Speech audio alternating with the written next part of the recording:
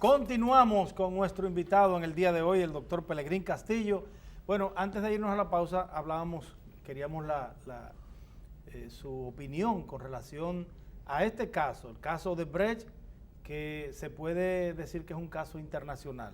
La sentencia emitida aquí, donde unos encartados pues fueron enviados a la cárcel de Najayo con prisión preventiva, la mayoría de los imputados, pero ahora entonces la segunda sala penal de la Cámara de la Suprema Corte de Justicia pues varía la decisión y los envía prácticamente a todos a sus casas con diferentes medidas, variación de diferentes medidas.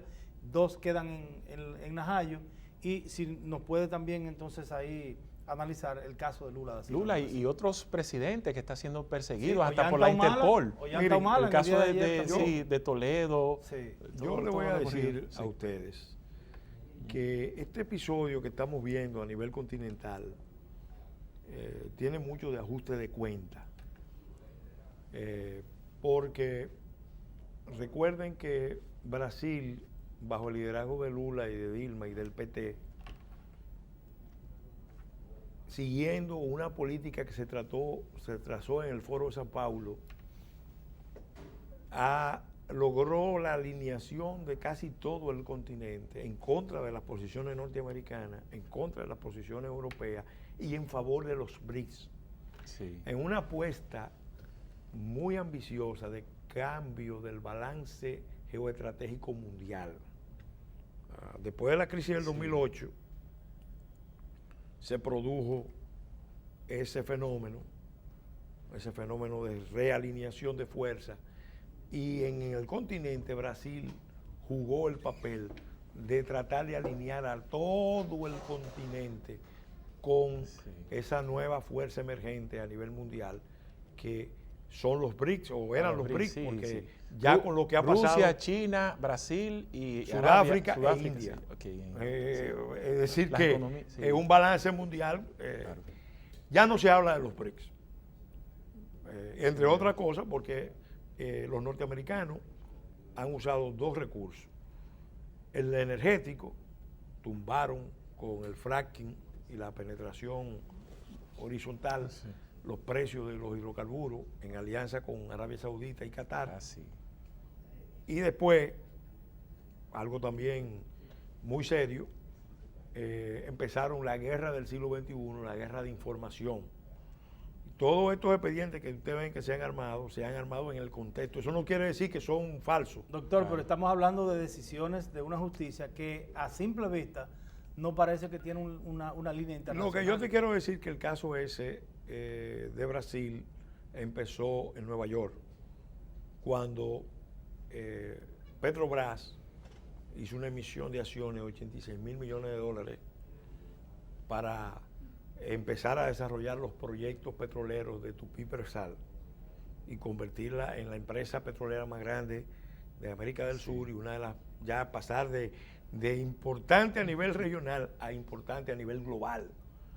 Y obviamente ahí entró en el radar de los organismos norteamericanos, que empezaron a cruzar información, cruzaron información de la operación Lavallato. Acuérdate que esto empezó investigando a Petrobras, y de Petrobras entonces se fueron logrando ramificaciones, porque Odebrecht, por ejemplo, trabajaba con Petrobras todo lo que era recordamos petróleo, que la misma Dilma Rousseff protestó frente a los Estados Unidos porque ellos fueron capaces de filtrarle, de pincharle los teléfonos, las computadoras, las informaciones. Acuérdense, los papeles de Panamá se filtraron, pero apuntando ¿a quién? A Putin y al entorno de Putin. Y recuérdense que esas guerras se están librando incluso en los propios Estados Unidos.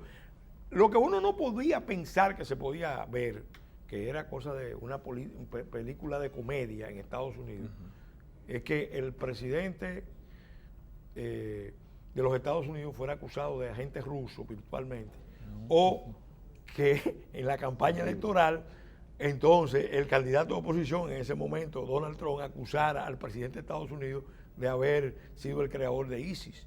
Eso parece de una comedia, pero lo vimos todo. Entonces, ¿qué revela eso?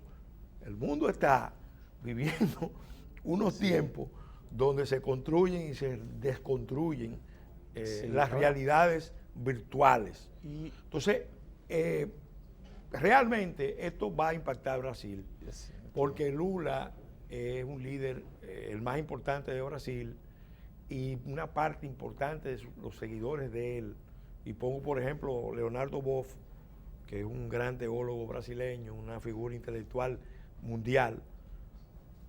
Su denuncia es muy clara, ¿Y en el que caso hay una local, manipulación. Brevemente. Que el tiempo En ya el caso local, mira, lo que se estaba preparando evidentemente es un expediente muy débil. Salió ahí a relucir. Yo creo que el discurso de la magistrada presidenta, con el crédito, con la autoridad que ella tiene, Miriam Germán, fue realmente contundente, poniendo en evidencia lo que parece ser una manipulación del expediente con fines políticos, con fines, vamos a decir, de la puesta en escena de algunos casos de corrupción. El solo hecho de filtrar en la forma que se hizo en los procesos de detención revela no una intención sana de hacer justicia. Eso, el proceso pudo haber seguido sin hacer ese aparataje. Es más, sin necesidad. Se caerá. Mira, sería algo dramático que se produjera una caída. Ahora, yo en lo personal y como político que conoce el problema de la corrupción estructural en República Dominicana, he dicho, mañana podemos condenar a mucha gente y no habremos cambiado el problema de fondo, que es una configuración de la economía y de la política que te produce altos niveles de corrupción estructural, cultural y sistémica.